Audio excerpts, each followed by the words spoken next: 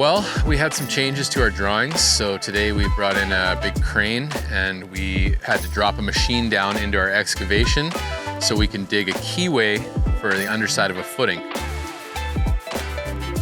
So, a shear key is an extension of the foundation wall below the footing that extends into the ground to stop the entirety of the building from sliding down the hill, right? It kind of adds an anchor into the ground, if you would. You know, when you're working on a big hill like this, you want to make sure that, you know, the house is not going to go anywhere and make sure that it stays exactly where we put it.